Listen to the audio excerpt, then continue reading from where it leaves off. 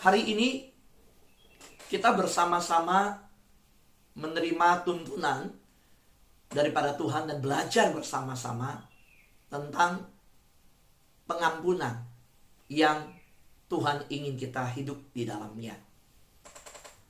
Kolose pasal 3 ayat 13 menyampaikan kepada kita, sabarlah kamu seorang terhadap yang lain, dan ampunilah seorang akan yang lain, apabila yang seorang menaruh dendam terhadap yang lain. Sama seperti Tuhan telah mengampuni kamu, kamu berbuat jugalah demikian. Kesaksian dari pendeta Michael Ng yang sudah kita sama-sama terima. Ada banyak yang menyampaikan diberkati oleh Tuhan. Puji Tuhan. Sebuah kesaksian yang hidup. Saya juga diberkati oleh Tuhan.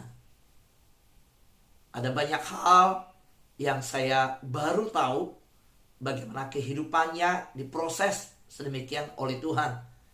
Khususnya anak-anaknya. Karena memang saya sempat mendengar bahwa anak-anaknya yang saya kenal semuanya, ketiga anaknya yang besar, ya, itu pernah punya rencana kalau besar punya uang mau membeli orang lain untuk bunuh papanya, untuk mengupah orang lain membunuh papanya. Saudara, betapa mengejutkan pertumbuhan anak remaja yang biasanya dengan cita-cita mungkin mau jadi dokter, jadi pilot, jadi pengusaha, jadi saintis, jadi profesor, dengan pandangan yang di depan. Tetapi justru mereka menaruh sebuah target di depan bagaimana menghabisi yang adalah papanya sendiri. Bukan lagi cita-cita seperti anak-anak remaja pada umumnya, tetapi mereka ternyata terdorong untuk mencari uang, untuk menunjukkan bahwa mereka juga sanggup balas dendam kepada papanya. Tentu ini sebuah berita yang mungkin tidak hanya terjadi pada keluarga ini. Entah berapa banyak anak-anak yang di dunia ini kehilangan kasih sayang orang tua, mengalami keterlukaan dalam pertumbuhan mereka. Dan mungkin juga mereka punya rencana yang sedemikian di dalam hidup mereka. Nah, inilah yang disampaikan di dalam firman Tuhan Kolose pasal 3 ayat 13. Ketika memakai kata, apabila yang seorang menaruh dendam terhadap yang lain. Film-film yang terutama film silat seringkali tidak ada ujungnya. Karena memang film itu ditaruhkan bagaimana ketika orang tuanya terbunuh, anaknya melanjutkan balas dendam orang tuanya. Dan ketika dia membunuh yang membunuh orang tuanya, orang tua anak ini juga akan membalas kepada anak keluarga ini. Dan itu tidak pernah berhenti. Apa sebenarnya rancangan Tuhan untuk hidup kita? Dari ayat tadi, saya melihat bahwa Tuhan ingin kita menunjukkan kasih karunia kepada orang lain. Inilah hanya ini yang saya dapat.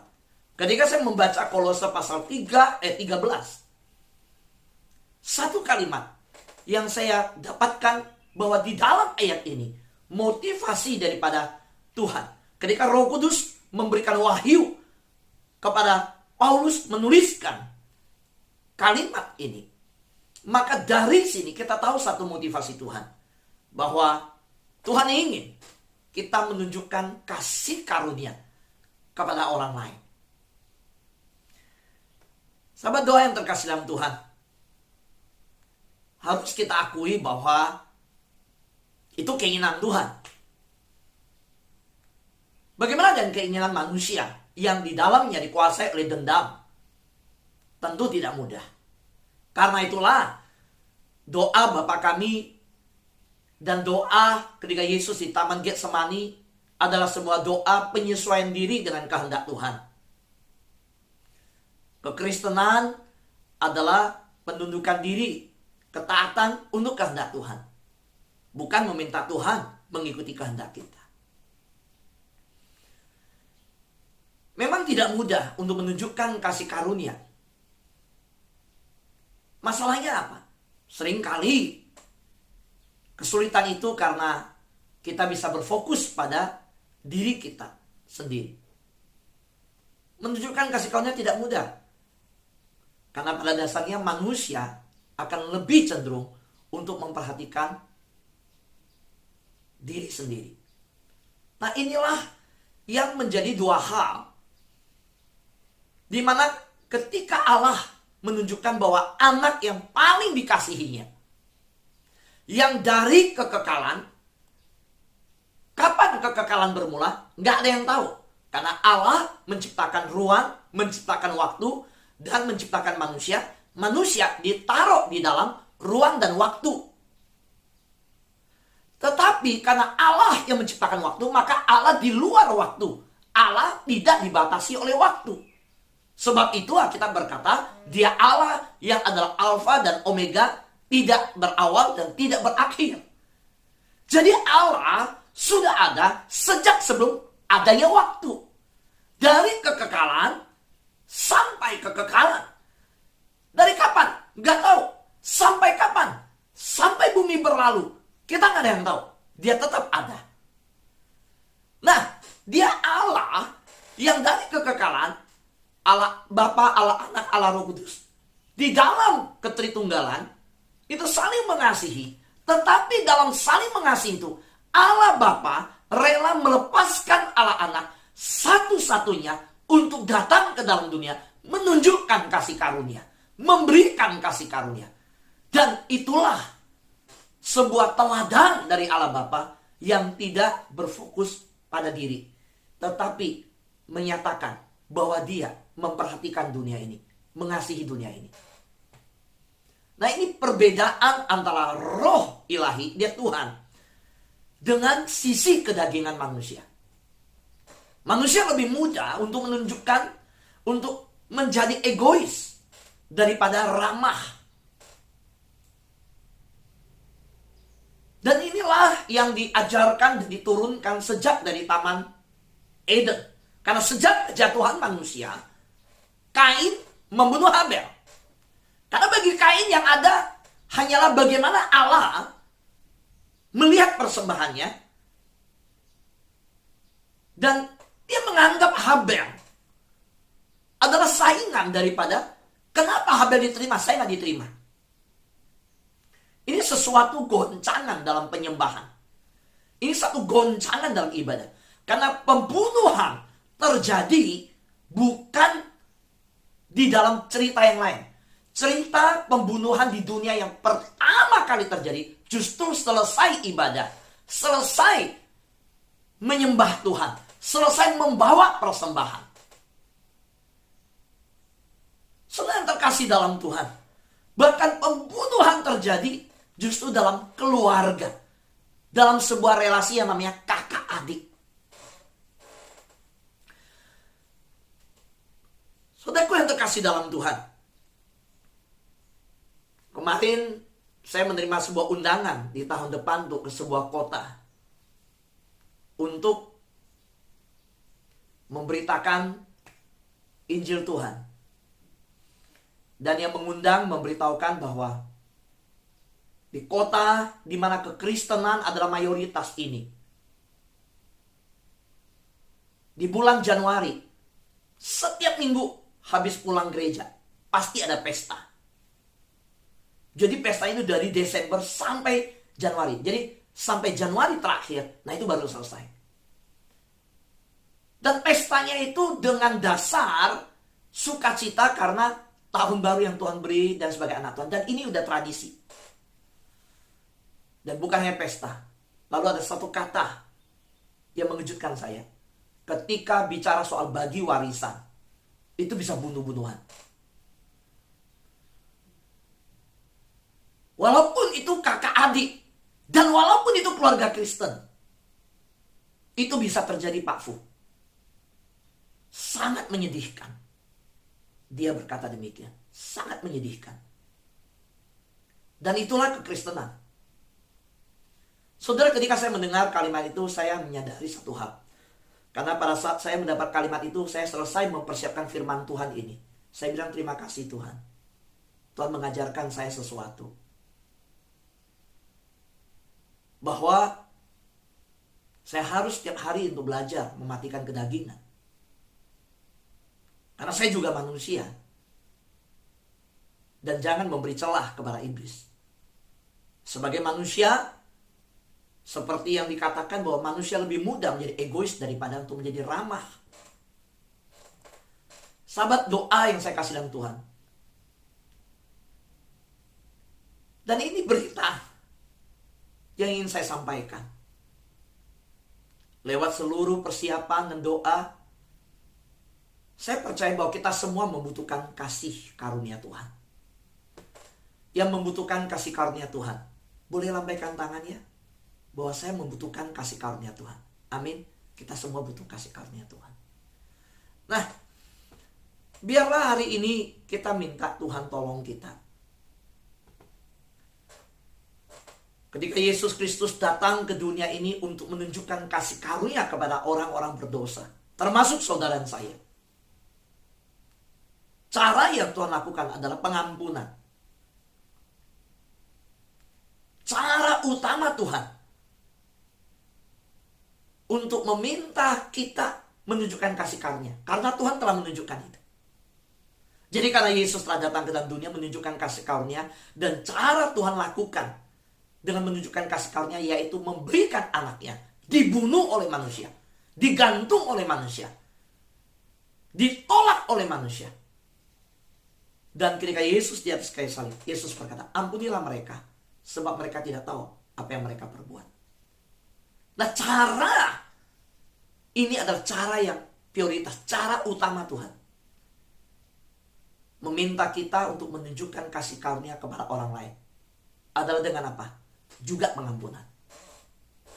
Karena cara Allah dengan menunjukkan kasih karunia dengan mengampuni, Tuhan minta kita juga menunjukkan kasih karunia dengan cara apa, Pak Fu? Dengan cara apa, Pak Pendeta? Pengampunan. Hanya itu yang Tuhan minta. Doakan musuhmu, ampuni mereka. Berkati mereka. Ketika berdoa, ucapkan berkat. Hanya itu yang Tuhan minta.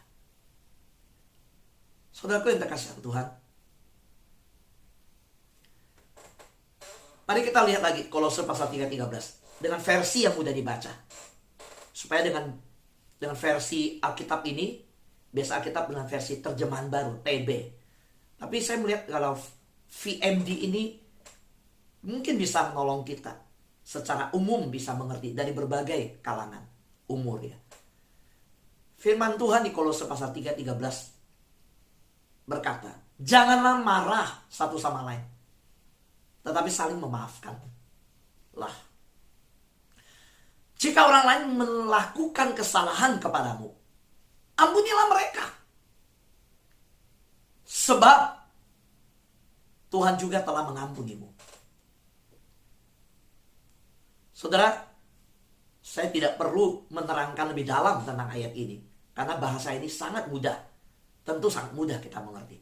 Dan selesai firman Tuhan, saya akan kirimkan slide-slide khotbah ini untuk kita semua. Karena pengabdian saya kepada Tuhan adalah melayani saudara. Jadi ketika saudara bisa bertumbuh secara rohani, apapun akan saya lakukan untuk saudara. Karena itulah panggilan Tuhan. Saudaraku yang terkasih dalam Tuhan, pertanyaannya begini. Bagaimana saya bisa dapat menemukan kekuatan untuk mengampuni, memaafkan? Pak Fu, ayat ini gampang dibaca. 1, 2 detik, 3 detik, selesai. Janganlah marah satu sama lain, tetapi saling memaafkanlah. Jika orang lain melakukan kesalahan kepadamu, ampunilah mereka. Sebab Tuhan telah mengampuni kamu. Tapi Pak Fu, bagaimana saya melakukan? Kekuatan dari mana? Saya tidak memiliki kekuatan itu dalam diri saya. Kalau kita berkata demikian,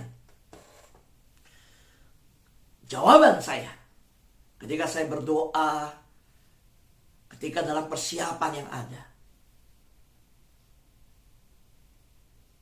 kekuatan untuk mengampuni adalah dengan mengingat betapa Yesus telah mengampuni kita. Bukan mengingat kesalahan orang tersebut. Selagi saudara mengingat kesalahannya, saudara gak bisa ngampuni. Saudara, kita semua punya keluarga. Saudara punya pasangan hidup. Saudara kita punya anak. Saudara mungkin sudah ada menantu. Saudara mungkin punya cucu. Saudara punya karyawan. Saudara juga punya bos. Saudara mungkin punya rekan sekerja di kantor. Tuhan mau kita menunjukkan kasih karunia. Dan cara utama menunjukkan kasih karunia adalah pengampunan. Di dalam kantor, saudara mungkin pernah mengalami.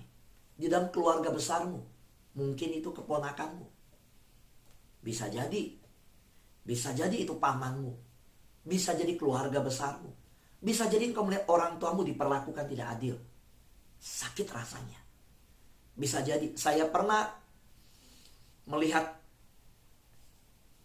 sekelompok orang, karena kami tinggal di daerah yang saya katakan deso begitu. Suatu hari saya berantem sama satu anak. Saudara, anak ini, jadi kampung halaman kan kita jalan itu kadang-kadang lewat samping rumah orang segala macam. Nah, anak ini pergi ke sebuah toko lewat, namanya anak kecil ya. Kami berantem. Saudara, tetapi karena komunitas ini nih, mereka ada komunitasnya gitu. Tinggal satu komunal begitu. Soal anak ini nangis pulang. Wah, papanya dengan tetangga-tetangga datang ke rumah saya. Saya lihat sendiri. Papa saya dikepung. Papa saya ditendang. Kami gak bisa apa-apa. Papa saya dikeroyok. Saudara, koko saya sangat dendam. Kakak saya banyak dendamnya. Saya baru tahu kenapa dia belajar kungfu. Badannya lebih kecil dari saya, tapi mentalnya luar biasa. Berantem sama preman, berantem di terminal. Karena luka masa kecil yang dia lihat seperti itu. Dan kepada komunitas itu, dia bencinya minta ampun. Saudara, suatu hari, dalam pertemuan ilahi yang diatur oleh Tuhan, saya percaya Tuhan yang ngatur. Yang memimpin, yang pukul papa saya ini, anaknya menikah di Jakarta. Dan anaknya minta saya berkati pernikahannya. Lucu banget. Apa yang saya lakukan? Loh, saya hamba Tuhan kok. Masa saya mengingat masa lalu? Urusan papa dia, pukul papa saya harus bawa. Saudara, saya layani. Ketika saya datang, saudara, dimulai dari doa syukur di rumah, lalu untuk persiapan itu. Saudara, orang tua daripada orang ini yang minta saya doakan, itu datang dari Bangka, hadir kan, tentu anaknya. So, betapa mengejutkannya dia bahwa dia tahu saya seorang pendeta. Dan dia tahu masa lalu yang dia perbuat untuk papa saya. So, cukup sungkan rasanya. Jadi kaku membicara. Tapi saya nggak ada apa-apa. Yang lebih terkesan adalah ketika koko saya dari Bangka telepon. Saya dengar kabar. Setelah selesai acara tersebut. Kamu memberkati ini.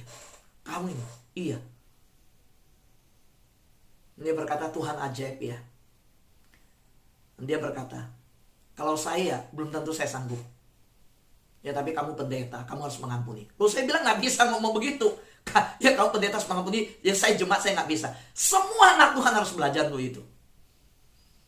Saudaraku yang terkasih dalam Tuhan. Kekuatan untuk mengampuni adalah dengan mengingat betapa Yesus telah mengampuni kita.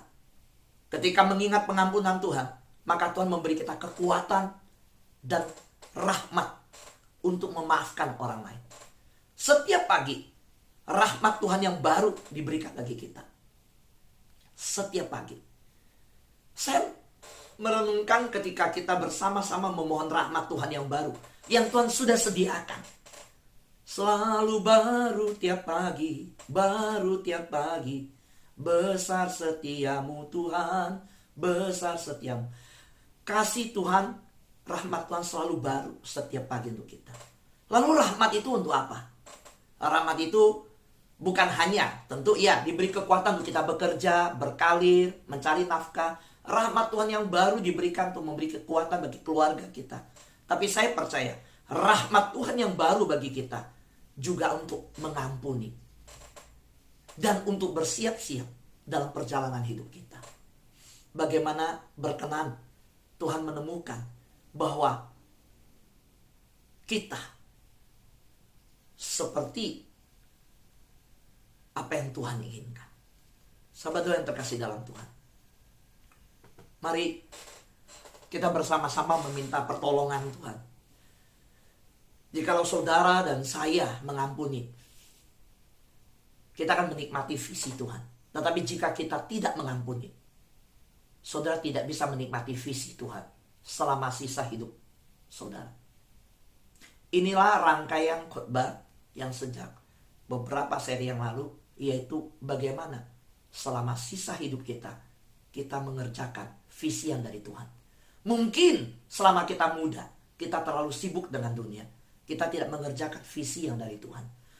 Tetapi saya bersyukur bahwa dalam perkumpulan keluarga rohani sahabat doa FKK, apapun yang dikatakan orang lain, saya bahagia, saya sukacita, boleh diberi kesempatan untuk melayani, dan kita bertumbuh bersama-sama. Sekalipun kita yang berkumpul adalah banyak yang di atas secara umur senior, tapi saya belajar bahwa justru kita mengarahkan kepada Tuhan pandangan kita. Bahkan kemarin salah satu ibu yang sudah sangat tua umur ada bersama kita di sahabat doa ini berkata, apa ya kalimatnya ya? Kemarin selesai ibadah, kita ngobrol-ngobrol, dia berkata, Pak Fu, intinya kalimatnya, sudah siap dipanggil Tuhan, sudah siap ketemu Tuhan. Lalu sahabat doa yang lain tanya, Bibi udah siap? Udah, saya udah siap. Lalu saya bilang, ya kalau saya berdoa sama Tuhan, biarlah kita melayani terus di sahabat doa. Kalau tugas yang Tuhan masih berikan, lakukanlah. Jangan dipanggil dulu. Tapi kalau memang sudah, ya itu urusan Tuhan. Nah, so saya pikir bukan hanya ibu itu yang berkata demikian. Semua kita harus siap. Tapi siapkah kita ketika Tuhan panggil kita yang kita tidak tahu kapan waktunya? Hati kita ternyata belum selesai pengampunan. Kalau selesai khotbah ini, saya dipanggil Tuhan. Siapkah saya bahwa Tuhan menemukan di dalam hati saya tidak ada satu orang pun yang saya benci dan dendam kepada dia? Siapkah kita selesai firman Tuhan ini? Kita mungkin sedang duduk, mungkin kita akan olahraga, dan Tuhan panggil kita. Mungkin kita mandi dan kita istirahat. Dalam tidur Tuhan panggil kita. Apakah Tuhan menemukan bahwa kita sudah selesai dengan hidup kita di hadapan Tuhan? Saudara, kalau kita tidak mengampuni, kita tidak akan menikmati visi Tuhan. Sekalipun kalau Tuhan belum memanggil kita, kita ada masih tahun-tahun hidupnya di depan. Tapi sanggupkah kita menjalani tahun-tahun itu menggenapkan visi yang dari Tuhan? Karena visi Tuhan harus dikerjakan dengan seluruh kehidupan yang tanpa dendam di hadapan Tuhan. Keluarga rohani ini tanggal 3 Januari, ketika Tuhan memberikan kepada kita the blessed family, keluarga yang diberkati. Doa saya bukan hanya keluarga rohani ini, keluarga saudara jasmani juga diberkati Tuhan. Mari kita membawa berkat mengalir. Kita hanya saluran berkat. Dan biarlah saluran ini bersih di hadapan Tuhan. Saudara, ketika kita tidak mau mengampuni, akan membuat kita terjebak di masa lalu. Dan kita tidak bisa mengerjakan visi Tuhan di masa depan. Bagi diri kita, bagi keluarga kita, bagi hidup kita. Ampuni. Lalu lanjutkan hidup saudara. Letakkan seluruh kemarahan di hadirat Tuhan. Letakkan seluruh sakit hati di hadirat Tuhan, kepada Tuhan. Serahkan sama Tuhan. Saya percaya saudara dan saya dapat melanjutkan visi Tuhan untuk hidup kita selanjutnya. Sahabat doa yang terkasih dalam Tuhan, kalau kita masih berkata sulit untuk mengampuni dan mustahil, kita merasa sulit untuk bermurah hati kepada musuh kita, ingat, Yesus sudah mengampuni kita. Ingatlah anugerah Tuhan, karena anugerah itulah yang memberi kita kekuatan untuk bermurah hati dan memaafkan orang. Naikkanlah pujian tentang anugerah Tuhan. Ku ada sebagaimana ku ada, berdiri menghadap Bapa. Ketika dalam doa begitu sulit, saudara bahkan menangis, mengerang, berseru sama Tuhan, naikkan pujian. Bukan karena kekuatanku, bukan karena kekayaanku, bukan karena kecakapanku, ku dipilih, ku dipakainya, semua karena anugerahnya. Naikkan pujian tentang anugerah. Amazing grace, how sweet the sound. Menangislah di hadapan Tuhan. Kalau kita tidak bersalah, ya udah kita ampuni. Kalau kita yang salah, ya udah minta ampun, minta maaf, selesai. Dan jangan pernah mengingat lagi. Biarlah visi Tuhan digenapkan untuk hidup kita. Amin. Tuhan berkati kita semua.